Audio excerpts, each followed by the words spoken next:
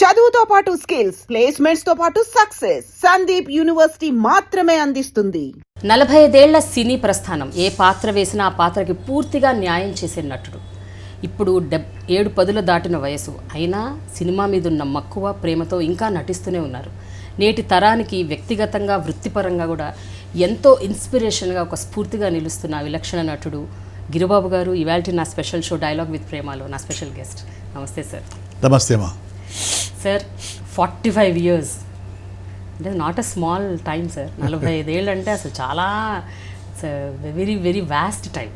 అంటే ఒక వ్యక్తి జీవితంలో ఆల్మోస్ట్ మోర్ దెన్ హాఫ్ అనుకోవచ్చు నిజంగా చెప్పాలంటే.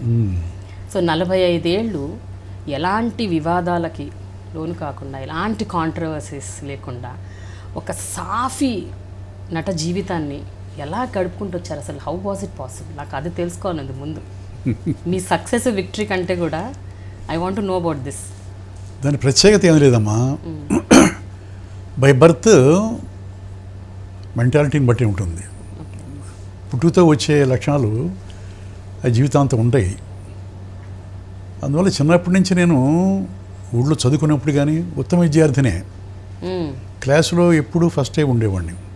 ఇది ఆటల్లో, పాటల్లో, చదువులో, ప్రవర్తనలో అన్నిట్లో చిన్నప్పటి నుంచి ఉండేవాడిని. పక్క పిల్లలతో, నా కొలీగ్స్తో ఆడుకుంటున్నప్పుడు కూడా చిన్న చిన్న తగాదాలు ఉండేవి కాదు. మరి అగ్రెసివ్గానే ఉండేవాడిని, స్నేహపూర్వకంగా ఉండేవాడిని, అందరిని ఆకట్టుకునేవాడిని. నేను లీడర్గా ఉండేవాడిని. లీడర్గా ఫస్ట్ ఫారం నుంచి నా చదువు, హై స్కూల్ చదువులు అయిపోయేదాకా యునానిమస్గా నన్ను సిపిఎల్గా ఎన్నుకుంటారు. ఓకే. అంటే అటు నాయకత్వ లక్షణాలు ఉన్నాయి, ఇటు విద్యాధికుణ్ణి. అంటే చదువులో కూడా మొదటి బెంచీలో ఉంటాను. ఆటల్లో అన్నిట్లో. అంటే నేను చెప్పేది ఏంటంటే, ఒక సినిమాలో కథలో హీరో ఎట్లా ఉంటాడో అలా స్టార్ట్ అయింది నాది.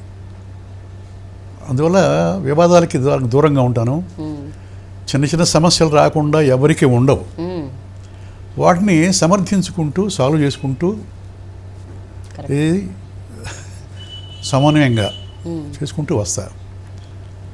అందువల్ల 45 సంవత్సరాలు వివాదాలతో లేకుండా, ఇబ్బందులు లేకుండా, అందరితో స్నేహపూర్వకంగా, డైరెక్టర్స్ కాదు, ప్రొడ్యూసర్స్ కాదు, కో ఆర్టిస్టులు కాదు, అందరితోటి నాకు ఎక్కువ మంది స్నేహితులు ఉన్నారు ఇండస్ట్రీలో. ఎక్కువ మంది నన్ను అభిమానించే వాళ్ళు కూడా ఉన్నారు. నేను గర్వంగా చెప్పుకోవడం కాదు, అది మరి ఆ భగవంతుడు ఇచ్చిన అదృష్టం అనుకుంటాను. కానీ మీకు ఇంకొక పేరు కూడా ఉంది, మీరు అజాత శత్రువు అంటారు. గిరిబాబు గారికి అసలు శత్రువులు లేరు. ఏమైనా చిన్న చితక సమస్యలు ఒకరు వచ్చి మీద పడ్డా కూడా అదేమిటో వాటంతటా అవి సమసిపోతాయో, లేకపోతే మీరు చాలా చాకచక్యంగా దాన్ని సాల్వ్ చేస్తారో తెలియదు. కానీ మొత్తానికి, ఎందుకంటే నేను విన్నది మీకు ఒకానొక టైంలో ఎన్టీ రామారావు గారితో కూడా ఒక ఇష్యూ వచ్చింది.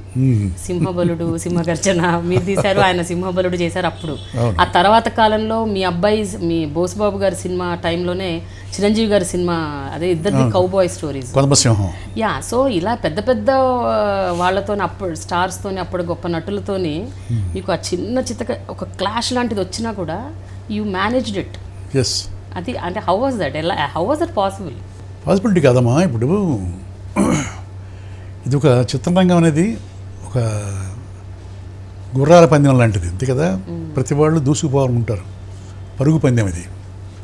ఆ పరుగు పందెంలో ఒక రాజకీయంలో కానీ, సినిమా ప్రపంచంలో కానీ ఒకళ్ళని ఒకళ్ళు ప్రేమించుకుంటూ సామరస్యపూర్వకంగా పోరు. ఎవరు దారి వాళ్ళది, ఎవరు త్వరగా ముందుకు పోవాలని చెప్పి వాళ్ళ గుర్రాన్ని పరిగెత్తిస్తుంటారు. అది సహజమైన లక్షణం. లేకపోతే ఇక్కడ మనలేము, సక్సెస్ కాలేము. ఆ పద్ధతులు పక్క వాళ్ళు చేసినా కూడా వాళ్ళ చిరకాల మిత్రులే నాకు. వాళ్ళతో బోల్డెన్ సినిమాలు చేసి ఉన్నవాడిని. ఇలాంటి చిన్న చిన్న డిస్ప్యూట్ వచ్చినప్పుడు సహజమైన వాతావరణంలో వస్తాయి. వాటిని మనం మేజర్ ఇష్యూ చేసుకోకూడదు అనే ఉద్దేశంతో సామరస్యపూర్వకంగా వాటిని సాల్వ్ చేసుకోవచ్చా. ఆ తర్వాత మళ్ళీ మామూలు అయ్యాం కదా. దాన్ని పెద్ద ఇష్యూ చేసి, గొడవలు చేసి, అసోసియేషన్లో పెట్టి, మా అసోసియేషన్లో పెట్టి, ప్రొడ్యూస్ కౌన్సిల్లో పెట్టి గొడవ చేసుకుంటే గిరిబాబు అజాతశత్రువు ఎందుకు పేరు వస్తుంది? నాలాగే మా మురళీమోహన్ ఉన్నాడు, చెప్తున్నా, అతనికి ఈ పేరు ఉంది. మేమిద్దరం ఒకే సినిమాలో మొట్టమొదట 1973లో జగమే మాయ ఫస్ట్ ఇద్దరం వచ్చింది, అంతే కదా. అప్పటి నుంచి ఇప్పటిదాకా ఇద్దరికి అదే పేరు ఉంది, అజాశత్రువులు అని. అంటే ప్రతి మాట లేదని కాదు నేను చెప్తుంది. ఇప్పుడు నాకు మోహన్ బాబు ఉన్నాడు ఒక ఫ్రెండు. మోహన్ బాబు నేను మేము ప్రయత్నాలు చేసేటప్పుడు సినిమాలో ప్రవేశించక ముందు మేమిద్దరం రూమ్మేట్స్, మేమిద్దరం కలిసి ఉండేవాళ్ళం, అంత స్నేహితులం. అప్పటికి ఇప్పటికీ ఎప్పటికీ కూడా మేము అన్నదమ్ములోనే ఉంటాం. మురళీమోహన్ కూడా మేము కూడా చెప్తున్నా. ఇంకా నాకు ఆత్మీయులైన స్నేహితులు సరే గుమ్మడి గారు, సత్యాన్ గారు, రంగనాథు, శరత్ బాబు, ఇదంతా అంటే నా మెంటాలిటీకి దగ్గరగా ఉండేవాళ్ళందరూ అలా నడుపుకుంటూ వచ్చాం ఇంతకాలం. కానీ ఒకటి చెప్పండి, అలాంటి ఇష్యూస్ ఏమైనా జరిగినప్పుడు జనరల్గా ఒక రకమైన చిన్న ఈగో ఉంటుంది. నేను వెళ్ళి ఏంటి మాట్లాడేది, నేను వెళ్ళి ఏంటి చెప్పుకునేది, వాళ్ళకు కూడా ఉండాలి కదా అన్న ఒక స్మాల్. రామారావు గారు ఉన్నారు, కృష్ణ గారు ఉన్నారు. అప్పుడు ఇద్దరికి కొంచెం వివాదాలు ఉన్నాయి. ఈ సీతారామరాజు తీసిన దగ్గర నుంచి ఆ తర్వాత కురుక్షేత్రము, దానవీర సూరకన్న, దాంట్లో డిస్ప్యూట్స్ వచ్చినాయి. ఇద్దరికి ఒకరికి సమన్వయం లేనప్పుడు నేను దేవతరాలు దీవించండి నా ఫస్ట్ సినిమా యాజ్ ప్రొడ్యూసర్, అది మంచి హిట్ అయింది. నాకు జానపదాలు తీయాలని ఒక ఆశ, ఎందుకంటే నాకు టేస్ట్ అది. ఎందుకంటే రామారావు గారి సినిమాలు, కాంతారావు గారి సినిమాలు, శివాజీ గణేశన్ సినిమాలు, ఎంజీఆర్ సినిమాలు, జానపదాలు బాగా లైక్ చేసేవాడిని నా చిన్నతనం నుంచి. కనుక మొదటి సినిమా తీసిన తర్వాత నేను కథ రాసుకున్నా, శివగర్జన కథ. ఆ సినిమా తీయాలని. దాంట్లో ఇద్దరు హీరోలు అంటే ఒక పెద్ద హీరోని పెట్టుకోవాలి, ఒక హీరో నేను వేయాలి అనే ఉద్దేశంతో ఆ కథ రాసుకున్నాను. కృష్ణ గారికి వినిపించడం జరిగింది. వాళ్ళిద్దరికీ అప్పుడు వివాదాల్లో ఉన్నారు, రామారావు గారు, కృష్ణ గారు కదా. మరి కృష్ణ గారిని నేను పెడుతున్నా, కృష్ణ గారితో ఎక్కువ సినిమాలు చేస్తున్నాను నేను. 150 చేశాను కంటిన్యూస్గా. ఆయనతో సినిమాలు చేస్తున్నా, రామారావు గారితో చేస్తున్నా అప్పుడు. బట్ సింహబలుడు, సింహగర్జన 2 సినిమాలు స్టార్ట్ అయినాయి. 2 జానపదాలే. రాఘవేంద్రరావు గారు, వాణిశ్రీ, సత్యనారాయణ, మోహన్ బాబు, రామారావు గారు సరే హీరో. మంది కృష్ణ, నేను, శరత్ బాబు, మోహన్ బాబు, వాళ్ళిద్దరు విలన్స్, మీ ఇద్దరు హీరోస్. కాకతాళీయంగా తీసిన సినిమా అది, పోటీలకు కాదు. రామారావు గారి మీద, నాగేశ్వరరావు గారి మీద పోటీకి నేను ఎందుకు తీస్తాను? ఆదర్శంగా వాళ్ళని తీసుకొని మేము సినిమాలో ప్రవేశం చేశాం. ఎవరిని? ఇద్దరిని. ఒక కృష్ణ గారు కాదు, ఓ కృష్ణరాజు కాదు, ఓ శోభనబాబు కాదు, వచ్చిన తర్వాత వచ్చిన వాళ్ళందరూ కూడా రామారావు గారు, నాగేశ్వరరావు గారిని ఆదర్శంగా తీసుకునే సినిమాల్లోకి వచ్చారు. మేము కూడా తర్వాత మేము కూడా అంతే. కనుక వాళ్ళ మీద పోటీ దిగంగా.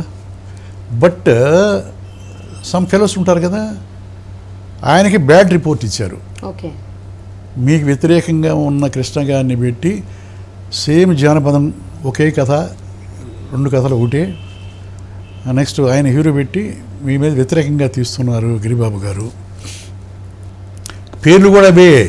సింహబలుడు అంటే సింహ గర్జన పెట్టాడు అని ఆయనకి లేనిపోని మాటలు చెప్పారు. మరి ఎంతటి వారైనా, ఎంత మహాత్ముడైనా, ఎంత గొప్ప నటుడైనా చెప్పుడు మాటలకి చెవిగ్గుతారు కదా. అలా ఆయనకు కోపం వచ్చినప్పుడు నేనేం చేయాలి? అంత పెద్ద మహానటుడు, ఆయన ఆదర్శంగా తీసుకొచ్చిన వాళ్ళం, ఆయన పని చెప్పుకోవాలి, క్లారిఫై చేయాలి కదా. అందువల్ల నేను వెళ్ళా. కోపం వచ్చిందని మీకు తెలిసిందా, లేకపోతే మీరు జస్ట్ ఊహించుకున్నారా ఏంటి? ఎవరైనా చెప్పారా మీకు ఆయన కోపం వచ్చిందని? సో అందుకని క్లారిఫికేషన్ ఇద్దామని అనుకున్నప్పుడు మరి కృష్ణ ఫీల్ అవుతాడు కదా. మనం చేస్తున్నప్పుడు మీరు రామారావు దగ్గర పోయి క్లారిఫికేషన్ ఇవ్వటం ఏంటి అని చెప్పి ఆయన అనుకుంటాడు కదా. ఆయనకి చెప్పకుండా నేను వెళ్ళా కృష్ణకి, చెప్పకుండా మార్నింగ్ వెళ్ళి. ఇంటర్వ్యూలు చాలాసార్లు ఇవి వచ్చినాయి అనుకోండి, చెప్తున్నా. వెళ్ళిన తర్వాత మార్నింగ్ వెళ్ళి 6 o'clock వెళితే పొట్టి అక్షయ్ గారు, అశ్విని దత్తు, రుక్మాంగధర్రావు వీళ్ళంతా కూర్చోన్నారు. దేవర్ షాక్డ్, ఇది గిరిబాబు ఇక్కడికి వచ్చాడేంటి అని. అందరికి నమస్కారం పెట్టిన వాళ్ళు నమస్కారం కూర్చొని మర్యాద చేశారు. పెద్ద ఆయన వచ్చారు. వచ్చిన తర్వాత నన్ను చూసి, ఏం బ్రదర్ నమస్కారం పెట్టాను, ఏం బ్రదర్ పవర్ యూ బాగున్నావా అని చెప్పి అన్నాడు. తను రూమ్లోకి వెళ్ళిన తర్వాత ఫస్ట్ నన్నే పిలిచాడు. ఇచ్చిన తర్వాత ఏం బ్రదర్ ఎలా ఉన్నారు, బాగున్నారు కదా అని చెప్పని అడిగిన తర్వాత అన్నగారు ఒక చిన్న క్లారిఫికేషన్ ఇవ్వడానికి వచ్చాను అని చెప్పి ఇప్పుడు నేను చెప్పిన మాటలు చెప్పా. మిమ్మల్ని ఆదర్శంగా తీసుకొని చదువులు కూడా మానేసి సినిమా ప్రపంచంలోకి ప్రవేశించాం. మీరిద్దరు 2 కళ్ళు. మీ మీద వ్యతిరేకంగా నేను సినిమా తీయటం అనేది ఎవరో అన్నారట, 2 ఒకటే కథలట అని చెప్పారట. ఇవన్నీ కాదు అన్నగారు, మీరు నాకు అవకాశం ఇస్తే ఒక 5 నిమిషాలు నా సినాప్సిస్ చెప్తా చెప్తే అప్పటికే ఆయన కొంచెం కూల్ అయ్యారు. బాగా కూలై ఓకే బ్రదర్ చెప్పండి ఓకే చెప్పా. 2 హీరోలు, ఆ సింగిల్ హీరో, ఆ షోరా బరుస్తాం ఇన్స్పిరేషను. నేను సొంతంగా కథ రాసుకున్నాను. ఇదని సినాప్సిస్ 5 నిమిషాల్లో చెప్పేశా. ఏం బ్రదర్ దానికి దీనికి సంబంధం లేదే, ఎందుకు అలా చెప్పారు? I will see, don't compromise, బాగా తీ సినిమా అని బ్లెస్ చేసి నన్ను పంపించాడు. ఆ తర్వాత తీసాం, పోటాపోటీ సినిమా తీసాం. సరే అది కొంచెం డిసప్పాయింట్ చేసింది. ఇది సింహబలుడు మంది హిట్ అయింది. ఆ తర్వాత మళ్ళీ చేసాం ఇది రామారావు గారితో సాహసవంతుడు. ఆ తర్వాత చివరిలో పార్టీ పెట్టినప్పుడు, తెలుగుదేశం పార్టీ పెట్టినప్పుడు నేను మొట్టమొదటి పోయి చేరాం పార్టీలో. కృష్ణ గారు కాంగ్రెస్, ఆయనతో ఎక్కువ సినిమాలు చేస్తున్నా. అయినా కూడా ఆయన నేషనల్ పార్టీ, ఇది కాంగ్రెస్, ఈయన ప్రాంతీయ పార్టీ కొత్తగా పెట్టాడు. అప్పుడు ఎంత తీసుకుంటున్నాడు? 20 lakhs తీసుకుంటున్నాడు. ఒక పెద్ద హీరో దిలీప్ కుమార్ తీసుకున్న నేషనల్ వైడ్గా ఉన్న పరిశ్రమలో తీసుకుంటున్న రెమ్యూనరేషను ఈయన టచ్ చేశాడు. అయినా కూడా నేను సినిమాలో యాక్ట్ చేయటం లేదు, నేను ప్రజాసేవ కోసం అంకితం అవుతున్నానని చెప్పన్నప్పుడు ఇన్స్పైర్ అయ్యాం. పార్టీలో చేరాం, ప్రచారం చేశాం. బ్రహ్మాండం గెలిచాడు, సమర్థవంతంగా పరిపాలన సాగించాడు. మహానుభావుడు, చిత్ర పరిశ్రమకి పేరు తీసుకొచ్చాడు కదా, అది జరిగింది. అయితే సార్ మరి కృష్ణ గారికి తర్వాత తెలిసిందా మీరు ఎన్టీఆర్ గారిని కలిసారని? తెలుసు. కలిసి మాట్లాడాలని. ఆయన కృష్ణ గారు అనేవాడు శత్రుత్వం ఇంకోటి ఏమి పట్టించుకోడు. చాలా ఉదాత్తుడు, చాలా మంచివాడు. అతని విషయాలు ఏమి పట్టించుకోడు. రామారావు రెడ్డి అన్నాను కూడా ఏంటి పెద్ద ఆయన అంటాడు తప్ప ఎవరిని విమర్శించడం కానీ.